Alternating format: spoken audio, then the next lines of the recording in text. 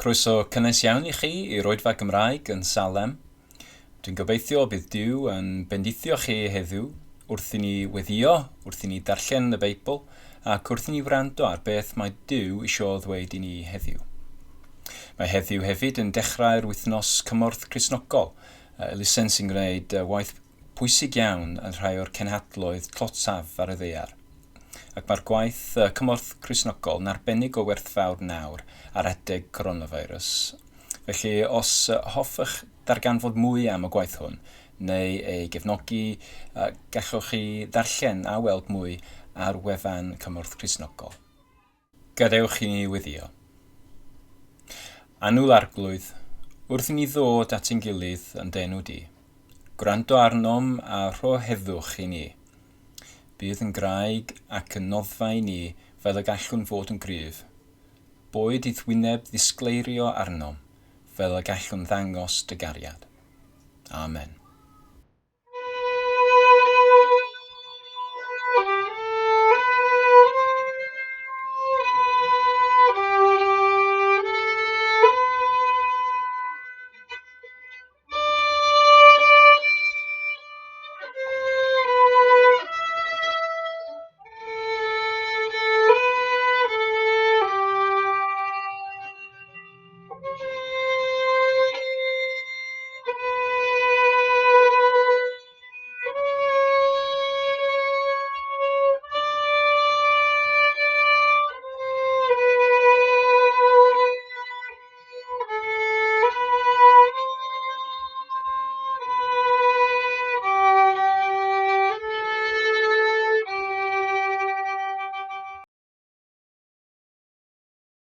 Peidiwch cynhyrfu, meddai Iesu wrth y disgyblion. Rhedwch yn niw a chredwch yno fi hefyd. Mae digon o le i fyw yn hif yn had, byddwn ni wedi dweud wrthoch chi os oedd i fel arall. Dwi'n mynd yno i baratoi lle ar eich cyfer chi.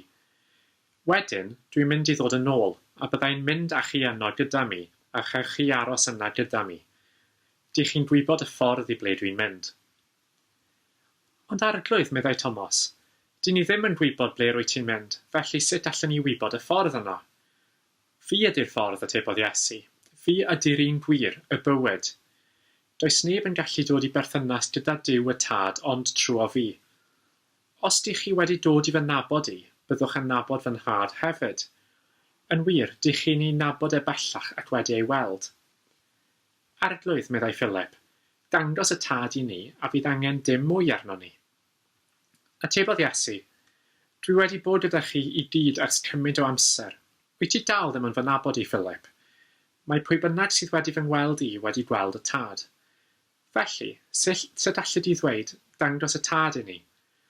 Wyt ti ddim yn credu fy mod i yn y Tad a bod y Tad yno fi? Dwi ddim yn dweud pethau ar fy liwt fy hunan. Y Tad sy'n byw yno fi sydd ar waith. Credwch beth dwi'n dweud, dwi yn y Tad ac mae'r Tad yno fi. Os ydy fy ngeiriau ddim yn ddigon, dylech chi o leia gredu oherwydd y pethau dwi'n ei gwneud. Credwch i fi, bydd pwy bynnag sydd yn credu yno fi yn gwneud yr un pethau ac y dwi wedi bod yn ei gwneud. Yn wir, byddwn yn gwneud llawer iawn mwy am fy mod i'n mynd at y Tad. Byddai'n gwneud beth bynnag o fynnwch chi am awdurdod i'w wneud, fel bod y mab yn anrydeddu'r Tad. Cewch ofyn i mi am awdurdod i'w wneud unrhyw beth, ac fe'i wnaf. I lawer ohonom ni, un o'r pethau fwyaf anodd ni'n delio efo nawr yw'r ansicrwydd. Yr ansicrwydd am beth fydd y dyfodol yn edrych fel. Pa mor hir fydd y lockdown yn para, pryd bod ni'n gallu mynd i'r gwaith eto, falle pryd fydd y plant yn gallu dechrau'r ysgol eto, pryd fyddwn ni'n gallu byw ein bywydau mewn diogelwch. Mae gan lawer o bobl farn, ond ar hyn o bryd y gorau sydd gennym ni yw dyfalu. A hefyd, mae gen ni cwestiynau mwy bwysig yn ystod y pandemig coronavirus yma. Ydy fy ffrindiau, fy nheulu yn mynd i fod yn iawn? Ydw i yn mynd i fod yn iawn? Pryd fydd bywyd yn mynd yn ôl i normal? A fydd bywyd yn mynd yn ôl i normal? Neu pan fydd popeth yn setlo i lawr eto a fydd bywyd normal yn wahanol a fydd y ffordd roeddwn ni'n arfer byw a gweithio a chymdeithasu wedi diflannu yn cael ei ddisodli gan rhywbeth newydd. Mae yna lawer o syniadau, dyfalu, barn arbenigol a beth fydd y dyfodol yn edrych fel. Ond does neb yn gwybod efo sicrwydd yr union sut bydd y dyfodol yn edrych fel. Mae'n gyfnod i llawer ohono ni o ansicrwydd. Yn y darn o'r Beibl dyn ni wedi clywed, dyn ni wedi weld Iesu'n siarad efo'i ffrindiau cyn iddo fynd i'r groes, lle bydd yn marw. Mae'n rhoi iddynt yr anogaeth y bydd nhw ei angen, wrth iddyn nhw wynebu'r amser mwyaf ansicr yn eu bywydau. Iesu, ei ffrind nhw, yw'r un sydd wedi byw efo nhw, wedi bwyta efo nhw, ac Iesu yw'r un roedd nhw wedi gweithio efo wrth iddo dysgu'r bobl, wrth iddo iachau'r sâl a gwneud eu gweithiau. Mae ei ffrind nhw, Iesu, yn mynd i gael ei ladd. A'i holl obaith nhw am sut fydd y dyfodol yn edrych fel efo Iesu yn mynd i diflannu. Efallai bydd llawer ohono ni yn gallu teimlo sut fydd y disgyblion am deimlo ar yr adeg hon. Falle bod llawer ohono ni'n teimlo fel bod bywyd arferol wedi diflannu. Efallai y byddwn nhw'n meddwl am y cynlluniau y wnaethon ni ychydig fisoedd yn ôl, dyn ni wedi canslo, wedi ddisodli gan y cyfnod hwn o ansicrwydd.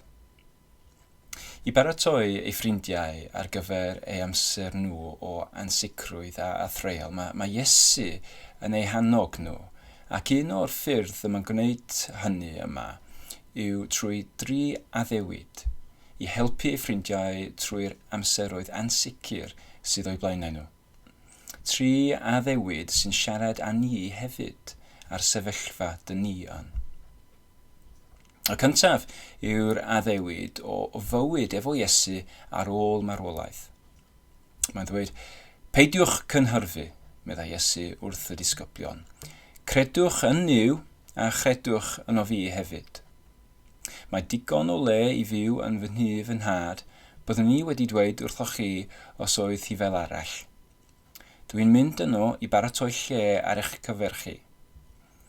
Wedyn, dwi'n mynd i ddod yn ôl, a byddai'n mynd â chi yno gyda mi, a chewch aros yno gyda mi. Dych chi'n gwybod y ffordd i ble dwi'n mynd. Mae marwolaeth yn aml yn bwnc eitha tabw yn ein diwylliant ni. Ond mae rhywbeth y bydd llawer ohono ni wedi meddwl amdano yn fwy diweddar oherwydd o coronavirus. Ac mae'n hawdd teimlo wrth ni meddwl hyn rhywfaint o bryder. Yr hyn yma Iesu'n ei gynnig yma yw'r ateb i'r ofn hwnnw. Yr addewid y gallwn ni trwy gredu ynddo fe, yn pwy ydy a beth wnaeth gallwn ni dderbyn gwahoddiad Duw i rannu mewn bywyd efo fe ar ôl marwolaeth. Yn Iesu gallwn ni wynebu marwolaeth efo gobaith, gan gwybod nad dyna fydd y diwedd i ni. Yn gwybod bod Iesu yw'r un sydd wedi marw a wedi codi i fyw eto, i'r un sy'n addo hyn i ni. Os dyn ni'n ymddiried ynddo fe, os ydyn ni'n derbyn trwyddo beth mae Duw yn ei cynnig i ni yn rhydd, y bydd gennym ni'n hefyd gartref efo Iesu ar ôl farwolaeth. Dyna beth mae Iesu yn addo i bob ffrind. Yr ail addewid mae Iesu'n ei rhoi ni ydy bod gallwn ni weld Duw y Tad ynddo fe yn glirach na unrhyw ffordd arall. Dyn ni'n darllen yn adnod 8. Arglwydd, meddai Philip, dangos y Tad i ni a fydd angen dim mwy arno ni. Atebodd Iesu, dwi wedi bod gyda chi i gyd ers cymaint o amser. Wyt ti dal ddim yn fy nabod i, Philip? Mae pwy bynnag sydd wedi fy ngweld i wedi gweld y Tad. Felly sut allet ti ddweud, dangos y tad i ni. Wyt ti ddim yn credu fy mod i yn y tad a bod y tad yno fi? Dwi ddim yn dweud pethau ar fy liwt fy hun. Y tad sy'n byw yno fi sydd ar waith. Dwi ddim yn gwybod amdano chi, ond mae'r rhan fwyaf o bobl dwi erioed wedi sgwrsio efo am y pethau mawr, pethau am Duw a bywyd a marwolaeth. Yn credu, mae'r rhan fwyaf ohonyn nhw yn credu mewn rhyw fath o Dduw, bod yna rhyw fath o Dduw yna rhywle yn bodoli. Yn aml, y syniad sydd ganddyn nhw yw am Dduw sydd yno rhywle, ond Dduw heb ddiddordeb ym mywyd pobl a pethau sy'n digwydd ar y ddaear.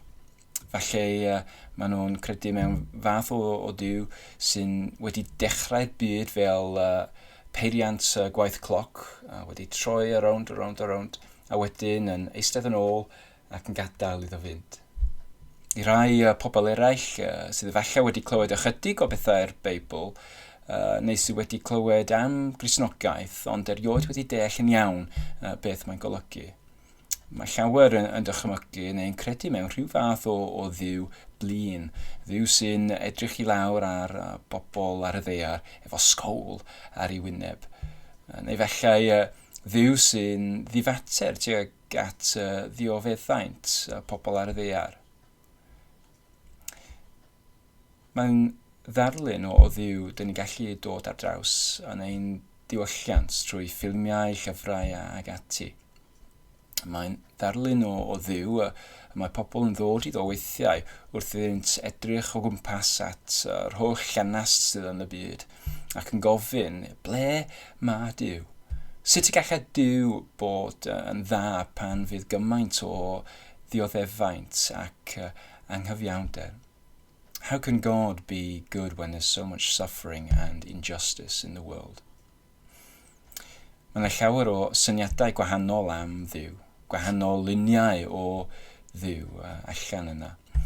Ond nid hynny yw'r Duw dyn ni'n ei weld yn y Beibl ac yn enwedig y Duw dyn ni'n weld yn Iesu.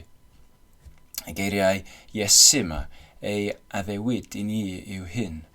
Os dyn ni eisiau gweld Duw yn y ffordd gliriaf, os ydyn ni eisiau gwybod heddiw sut fath o Dduw yw Duw'r Beibl mewn gwirionedd, yna, dyn ni'n gallu gweld yn y ffordd gliriaf yn Iesu. Y Iesu sydd wedi caru ni gymaint roedd yn barod i farw yn ein lle ni ar y groes, i wneud ffordd i ni gael ein gwneud yn iawn efo Duw. Felly, os dyn ni byth yn gofyn, beth mae Duw yn ei feddwl am y sefyllfa ar hyn o bryd? Beth ydy Duw yn feddwl am coronavirus a'r dioddefaint y mae'r peth yma yn achosi? Wel, gallwn ni ofyn ein hunan. Beth fyddai Iesu yn ei feddwl am rhywbeth fel hyn? Beth fyddai Iesu yn wneud os welodd angen fel hyn? Iesu, yr un dosturiodd wrth yr angenus. Jesus who had compassion for the needy. Iesu, yr un iachawdd sal ble bynnag wnaeth ei ddod ar draws nhw. Yr un a fwydodd y rhai oedd ei hangen. Beth fyddai Iesu hyn yn feddwl am y pethau yma? Sut fyddai Iesu eisiau helpu'r rhai mewn angen? Os dyn ni eisiau gwybod Duw yn iawn, person Iesu Grist yw'r lle dyn ni'n gweld e'n gliriaf. Os dych chi byth yn amau daioni Duw, if you ever doubt God's goodness, os ydych chi byth yn amau ei gariad, yna gadewch i chi annog eich hunan efo addewid Iesu yma. Edrychwch eto arno fe i weld sut fath o Dduw yw Dduw, ac i weld sut y mae Duw eisiau ymateb yr heriau o'n gwmpas ni. Mae'r trydydd addewid y byddwn ni'n edrych arno ar ddiwedd ein darlleniad, sef yr addewid na fydd Iesu'n bresennol yn gorfforol, y bydd e'n parhau i weithio'n bwerus trwy ei ffrindiau. Dyn ni'n darllen eto o adnod 12. Lle mae Iesu'n dweud, Credwch chi fi, bydd pwy bynnag sy'n credu yno fi yn gwneud yr un pethau ac ydw i wedi bod yn ei wneud. Yn wir, bydden nhw'n gwneud llawer iawn mwy ac fy mod i yn mynd at y tad. Am fy mod i yn mynd at y tad. Byddai i'n gwneud beth bynnag ofynnwch chi am awdurdod i'w wneud, fel bod y mab yn anrhydeddu'r tad. Cewch ofyn i mi am awdurdod i'w wneud unrhyw beth ac fe gwnaf. Nawr dyna wahoddiad i ni heddiw. Un o'r cwestiynau mwyaf mae pobl yn weithiau yn gofyn i'w hunain yw hyn. Beth yw pwynt o ein bywyd ni? Mae pobl yn gofyn rhywbeth fel sut allai i fod yn rhan o rhywbeth mwy? Sut allai i adael rhyw marc ar y byd? Yma mae Iesu yn dangos ffordd enwedig o dda i ni. Mae Iesu'n gwahodd ei ffrindiau i barhau ar gweithredoedd da wnaeth ac mae'n addo ei gefnogaeth llawn iddyn nhw wrth iddyn nhw wneud hynny. Mae ei addewid yma yn eithaf mawr. Mae hyn yn rhywbeth mae Iesu'n mynd allan o'i ffordd i bwysleisio i'w ffrindiau. Mae Iesu'n ein gwahodd i feddwl yn fawr am yr hyn y gallwn ei wneud efo fe. Ac mae'n annog ni i weddio gweddiau mawr, i geisio gwneud pethau mawr efo fe ac efo'i help. Dyma ffordd enwedig o dda o byw ein bywydau. Os yw ein perthynas efo Duw yn un lle dyn ni'n gofyn iddo fe helpu ni i fyw ein bywydau yn y ffordd orau dyn ni'n meddwl sy'n bosib, yna mae'n debyg y bydd ein profiad o'r bywyd Cristnogiol ychydig yn siomedig. Ond, os dyn ni'n rhoi ein bywydau ni i Iesu yn llawn, os dyn ni'n gofyn i Dduw ein helpu ni i wneud weithredoedd Iesu, i fyw a gweithio'n ffyddlon yn enw Iesu, yna mae'n debyg y cawn ni brofiad eithaf cyffrous a ffrwythlon o'r bywyd Cristnogol, a fyddwn ni'n darganfod ein hunan pa mor barod yw Iesu i ateb ein addewidion yma efo'i help pam dyn ni'n ei angen. A dwi'n siŵr bod gan llawer ohonon ni straeon i'w rhannu ar yr amseroedd pan fyddwn ni wedi gwneud yr union peth yma. Dyma sut anogodd Iesu ei ffrindiau pan wnaethon nhw wynebu ei amser mwyaf o ansicrwydd. Roedd e'n anogant nhw i gofio yn gyntaf bod ei dyfodol ar ôl marwolaeth yn mynd i fod yn un efo fe, yn gartref Duw, fel rhan o deulu Duw ei hun. Yn ail bod gallwn ni yn Iesu weld Duw'r tad yn glir. Gallwn ni weld yn Iesu ei hun sut fath o Dduw ydy Dduw mewn gwirionedd. A hefyd bod yn bosib trwy Iesu i fyw bywyd mawr efo Dduw. Mae'r addewidion rhoddodd Iesu i'w ffrindiau ar y bryd hynny yn addewidion hefyd i bob ffrind Iesu heddiw. Cwestiwn a ddipyn bach o her i ni nawr wrth ni ddod at y diwedd. Ydych chi eisiau beth mae Iesu yn ei addo i'w ffrindiau yma? Efallai i dderbyn nhw mewn ffordd ffres, neu efallai i wneud penderfyniad hwn am y tro cyntaf. Gadewch i mi roi eiliad i chi feddwl a phenderfynu.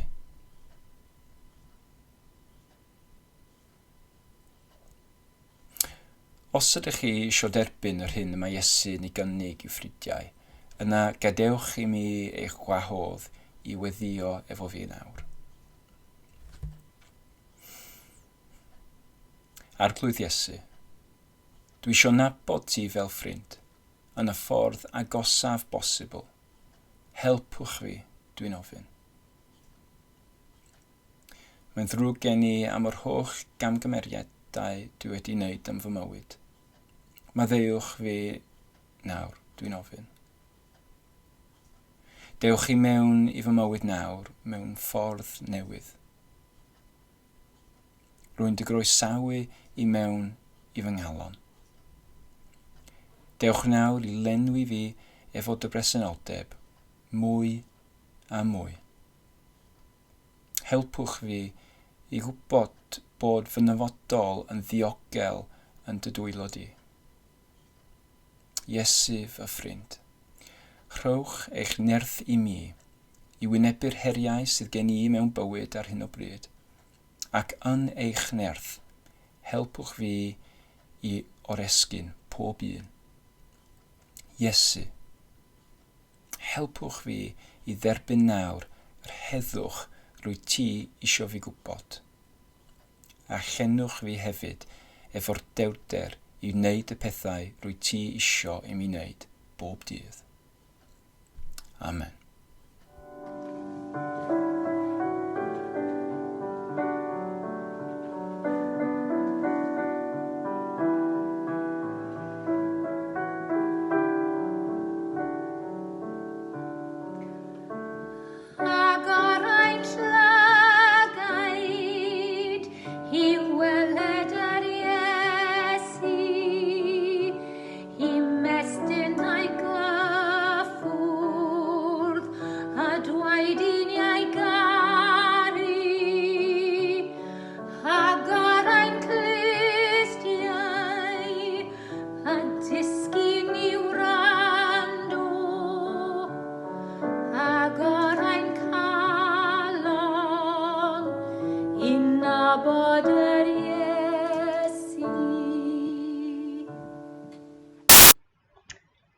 Ein tad, yr hwnnwyt yn y nefoedd, sancteiddier dy enw, deled dy dernas, gyneler dy wythlys, megis yn y nef, felly ar y ddaiar hefyd. Dyro i ni heddiw ein barabeinyddiol, a maddau i ni ein dyledion, fel y maddeuwn ninnau un dyledwyr, ac nac arwain ni i brofedigaeth either gwared ni rhag drwg. Canis aiddo ti yw'r dernas, a'r nerth, a'r gogoniant, yn oes oesoedd. Amen.